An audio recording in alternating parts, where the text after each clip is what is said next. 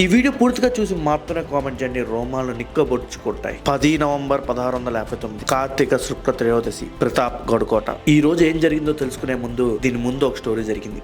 ఒక రోజు రాత్రి బీజాపూర్ సుల్తాన్ తన సేనాధిపతి అయిన అఫ్జల్ ఖాన్ ని నైట్ డిన్నర్ కి పిలుస్తాడు. అఫ్జల్ ఖాన్, ఈ శివాజీ అనే పేరు రాత్రిపూట నిద్ర పట్టకుండా చేస్తుంది. నా చెవు దగ్గర ఈగలాగా తిరుగుతానే ఉంది. ఏదో ఒకటి చేయాలి. వాడిని ఏం చేస్తావో తెలియదు. ఎంతమంది సైన్యాన్ని తీసుకెళ్ళు, వాడి పేరు వినపడకూడదు. అఫ్జల్ ఖాన్ అంటాడు, యుద్ధమా? యుద్ధం చేయకూడదు. సింహాన్ని చంపాలి అంటే మనం డైరెక్ట్ గా వెళ్ళి గొంతుకాయ పట్టుకోకూడదు. మన చెయ్యి తన గొంతు దగ్గరికి వెళ్లే లోపల మన తలాముండం వేరవుతుంది. వాడిని నేను చూసుకుంటా. అలాంటి వాళ్ళని వెండిపోటుతోనే చంపాలి.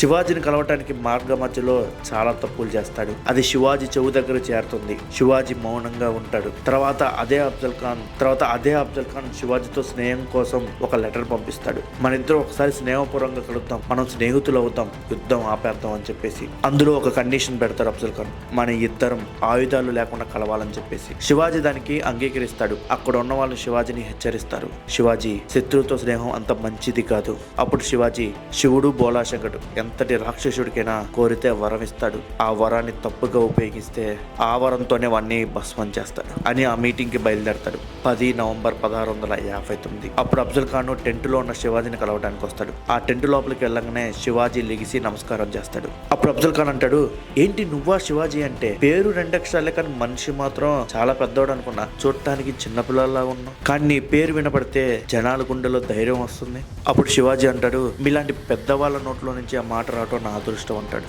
నీ ధైర్యం నాకు నచ్చింది శివాజీ.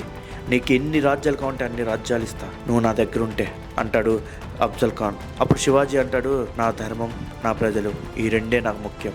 నాకు నీ రాజ్యాలు అవసరం లేదంటాడు. ఇంత పెద్దవాడిని నన్ను చూస్తే నువ్వు భయపడట్లేదా? నేను కన్నెర్ర చేస్తే రాజులే రాజ్యాలు వదిలేసి పారిపోతారు. మీరంటే నాకు భయం లేదు, గౌరవం మాత్రం ఉంది.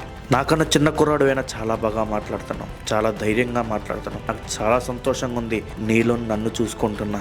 అప్పుడు శివాజీ అంటాడు, అది నా తల్లిదండ్రులు ఇచ్చిన నా అదృష్టం. చూడు, నాకు ఈరోజు చాలా సంతోషంగా ఉంది. ఒక పోరాట యోధుడితో స్నేహం అంటే ఆషామాషి కాదు. నీతో నాకు స్నేహం చేయాలని, నాతో స్నేహం చేస్తావా నువ్వు అని అడుగుతాడు అఫ్జల్ ఖాన్. ఈ దేశం బాగుంటుందంటే, ప్రజలు శాంతంగా ఉంటారు అంటే నేను ఏ స్నేహానికైనా రెడీ అంటాడు శివాజీ. నువ్వు నిజంగా నా తమ్ముళ్ళ అంటాడు. ఒక్క ఆలింగనం మన స్నేహానికి గుర్తు అంటాడు అఫ్జల్ ఖాన్. అప్పుడు ఇద్దరు ఆలింగనం చేసుకోపోతారు. అప్పుడు అఫ్జల్ ఖాన్ ఒక కన్ను ఎర్ర చేసి, చిన్న పిల్లాడివిరా నువ్వు అని మనసులో అనుకుంటాడు. వెళ్ళి ఆలింగనం చేసుకునే లోపు తన జోబులో ఉన్న కత్తి తీసి పొడవబోతాడు అఫ్జల్ ఖాన్ శివాజీని. అది శివాజీ గమనించి అఫ్జల్ ఖాన్ పొడిచే లోపల శివాజీ తన బట్టల్లో ఉన్న పులిగోళ్లు తీసి అఫ్జల్ ఖాన్ ని పొట్టలో పొడుస్తాడు.